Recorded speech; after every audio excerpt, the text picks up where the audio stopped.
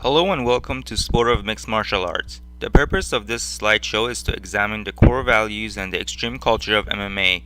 We will see how both the extreme and mainstream parts of MMA's culture coexist and stem from one another, and what some of the shared coexisting values between the two are. In today's society, MMA is seen as both extreme and mainstream. The mental image conjured up when one thinks about it differs a lot from person to person, and there are many reasons for this. At the end of this slideshow, we are going to discuss these reasons and we'll see which side of the table will get more check marks based on Lebow-sized literature.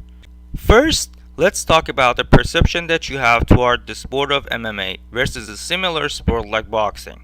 Why is boxing considered to be the sweet science, said to be beautiful to watch? It's almost like ballet, and MMA is considered to be the blood sport by many of the main media outlets.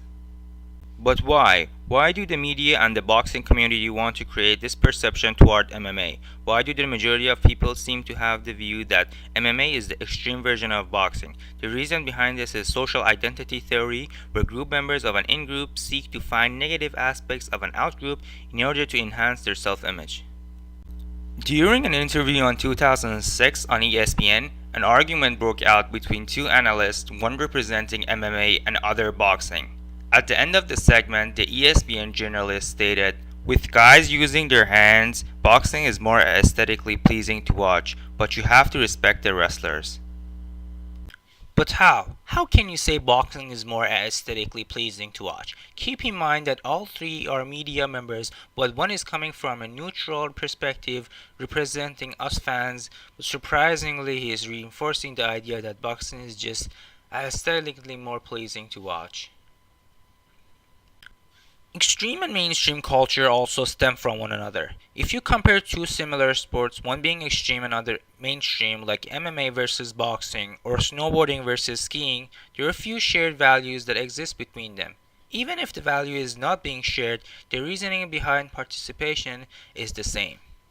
For example, a fighter is an independent athlete who relies on himself to find good trainers, a good facility, training partners, and to feed themselves. This independency is one of the main values of an extreme sport, but the reason an individual participates in an extreme activity is because they are looking for a sense of excitement and challenge that is missing from their everyday lives. But keep in mind, this sensation can also be experienced by an individual in a mainstream sport. For example, a lot of athletes in other mainstream sports like boxing, basketball, or soccer say that the main reason behind them remaining a professional athlete is because of the feeling that they get when they are playing at high levels. Injury is frequent in both extreme and mainstream sports, however, death is more present in sports considered to be extreme. MMA is a violent and dangerous sport, but death is something that hasn't occurred in sanctioned bouts. In contrast to this, boxing has had hundreds of deaths even as recently as this year. This points to MMA's culture being more mainstream than that of boxing. The principal philosophy behind MMA development was to create a set of martial arts skills to prepare an individual for any combat situation. These core values are considered extreme compared to some of the values that exist in today's MMA culture. Values that are created in the past 20 years are mainly performance based. One of the most famous and recent practiced values is weight cutting, which is only performance based, and it exists because of the structural constructions or weight classes that was created as the sport tried to become more mainstream. Fighters cut weight to fight a smaller guy and get a better result. At the same time, competition is becoming one of the essence and values of the sport, and the fighters that compete the hardest get rewarded by fans even if they lack skills. Keep in mind, competition is one of the core values of a mainstream sport, and based on these two values of weight cutting and competition, we gave the edge to mainstream in relation to performance. One of the main reasons that MMA could be considered an extreme sport is because it is created by combining different martial arts, hence mixed martial arts. Each martial art originates from different and an exotic part of the world, and martial art is being practiced in those places with a more extreme culture, meaning less or different rules.